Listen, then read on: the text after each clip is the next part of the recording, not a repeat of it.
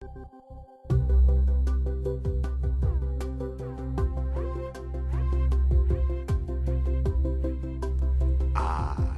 we're inside a library.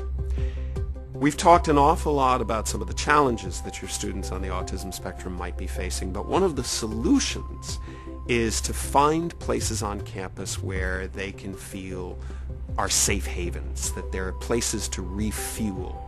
And libraries are an ideal choice because they're quiet, they have low sensory stimulation, and they're environments where the student can bury themselves in their special interests and the subjects that they feel passionately about. Now, one of the burning questions that you might be asking yourself as you listen to all of this is, what exactly does my college, or me, the professor, have to do to accommodate the student with disabilities or the student on the autism spectrum? Peter, the law that pertains to all of this is the Americans with Disabilities Act, also known as the ADA. What exactly is the student guaranteed under this legislation? Well, Michael, I think it's very important that we understand, first of all, that the Americans with Disabilities Act, which is sort of the great grandchild of Section 504 of the Vocational Rehabilitation Act, really is civil rights legislation. Okay. It's access law. It guarantees equal access to equally qualified individuals to a variety of services and activities within the United States of America. For example, it's why we have handicapped parking spaces now. Okay? The rub is that it's the responsibility of that student to know what they need.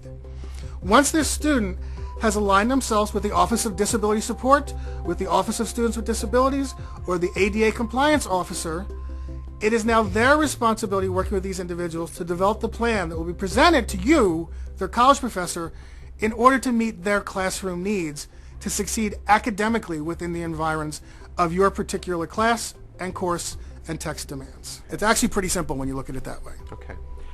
Earlier, you had mentioned some classroom strategies, the specific accommodations that you're talking about that the student could request. You had mentioned that the student could request to tape record lectures or have material given to them that is written that backs up what is orally presented by the professor. But are there any other suggestions? Well, you know, academic success and success in a professor's classroom goes beyond the 90-minute class. So if there is a student who has an Asperger Syndrome label who is struggling academically or just not really meeting their expectations academically, you know, one of the things the professor could do is to actually identify other individuals in the class who might be having similar challenges, hook them up with another student who's a little more comfortable with the material, and help form a study group. GRASP, as you know, is based on the notion of shared experience and students of the same diagnosis coming together to basically support one another. Is there any way of implementing this idea, this support group model, this peer support, into the college experience? Most certainly. If this is a student who is comfortable with their diagnosis and has aligned themselves with the Office of Students with Disabilities, they will probably be able to have access to other individuals on the spectrum. And this could be a huge benefit to the person on the spectrum throughout their college career. First of all, why reinvent the wheel at every turn? You know, and yes, there may be some generalities that people can say about college life in general, but every college is different. So knowing someone with a diagnosis of Asperger Syndrome who's taken a course with this particular professor before and being able to talk to them about their particular challenges, that can be a huge help. And also just to develop a support network, someone that you could talk to, someone that you could vent to, someone that you can get advice from.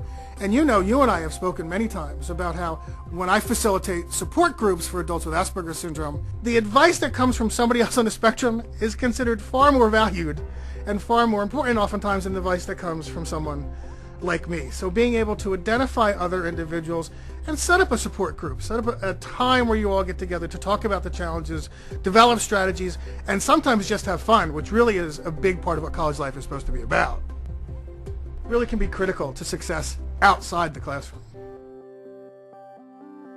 Now, in truth, some offices of student disabilities work harder than others at accommodating their students.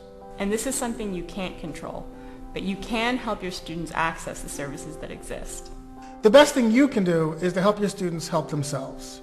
By helping someone advocate for themselves on behalf of themselves, you're helping someone not just achieve success in your classroom, but quite possibly helping them achieve their dreams. Remember that to become a truly inclusive society, that we first have to acknowledge the different challenges that are faced by those who are in the behavioral minority. Because what we're after is the same opportunity for success, not the right to success. Thanks for listening. For more information, you can download a free copy of OAR's Guidelines for College Success, or CHECK, from their website at www.researchautism.org. Or to learn more about the work of GRASP and obtain a free subscription, you can visit their website at www.grasp.org.